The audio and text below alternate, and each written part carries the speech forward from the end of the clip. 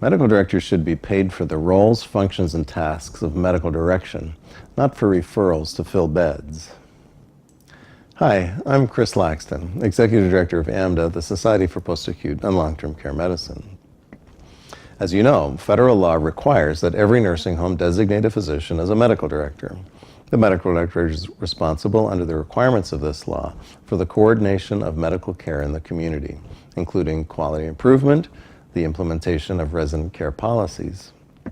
Also, under the Social Security Act, it is a criminal offense to pay, solicit, or receive compensation in return for referrals of any services reimbursable by a federal healthcare program. Payments made to induce referrals are a violation of the anti-kickback statute.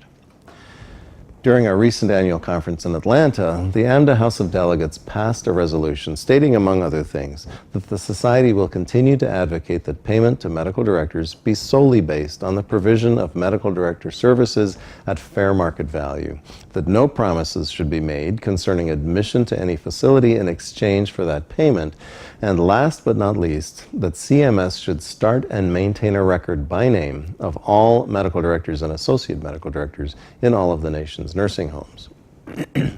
Now, you might be wondering why we even need to point this out. Well, it's because many nursing homes do use medical directors primarily as referral sources rather than as clinical leaders. They engage these physicians for their willingness to fill beds through referral relationships rather than for the crucial and federally mandated roles of providing medical oversight, staff training, and quality improvement. How widespread is this practice? Well, the U.S. Department of Justice, together with the HHS Office of Inspector General, are now on the lookout for sham medical directors arrangements where the medical director contract is a cover to disguise illegal payments for referrals. In 2015, for example, the OIG issued a fraud alert regarding medical directorship compensation after reaching a settlement with 12 physicians who had entered into questionable medical directorship and office staff arrangements.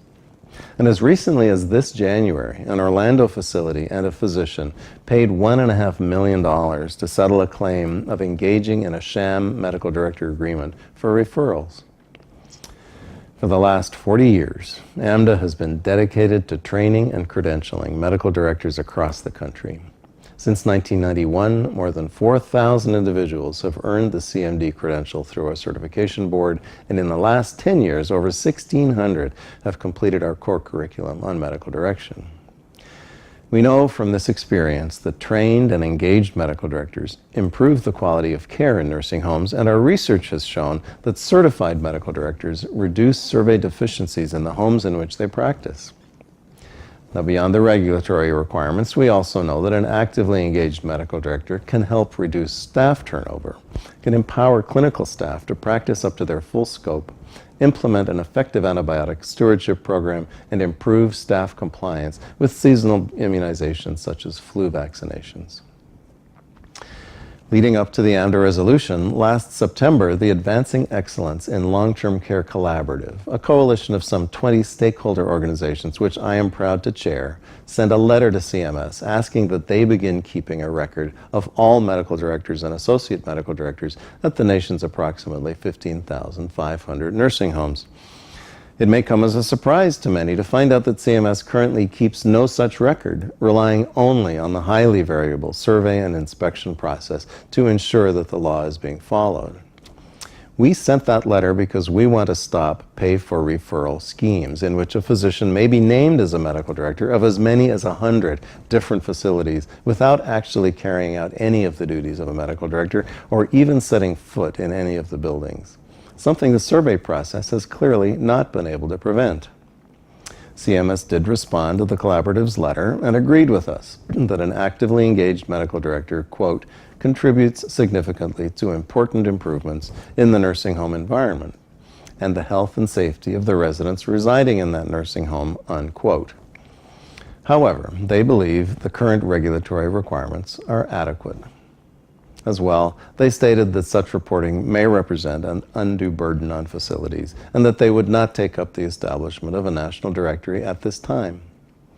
In subsequent conversations with CMS officials, they have made it abundantly clear that they will not pursue this request any further unless Congress requires them to do so. The Advancing Excellence Collaborative has started researching state requirements for medical director reporting. Interestingly, in a preliminary search, we've found that states, including Maryland, New York, Colorado, and Indiana, already require facilities to report who their medical director is, and there are likely others. We'll continue to gather this information, and we'll take this to Capitol Hill in the fall to engage Congress in this issue. Finally, the timing for engaging medical directors more fully has become an even more important factor because in October, CMS will launch the new Patient-Driven Payment Model, or PDPM. PDPM uses a case mix payment model that focuses on the patient's condition and resulting care needs, rather than basing payment just on the amount of care provided. And because PDPM includes ICD-10 codes, it is going to require close scrutiny of medical care by physicians, including medical directors who will be well positioned to understand and validate resident and patient care needs. PDPM represents a real opportunity for nursing homes to start engaging their medical directors as a key member of the clinical leadership team, an expert who can not only maximize reimbursement streams through the PDPM mechanism, but also can empower the clinical staff to practice to their full potential through education, training, and on-site leadership. And with hospitals continuing to narrow their networks of preferred nursing homes, the engaged medical director can help to ensure that a care community remains a key part of a post-acute network.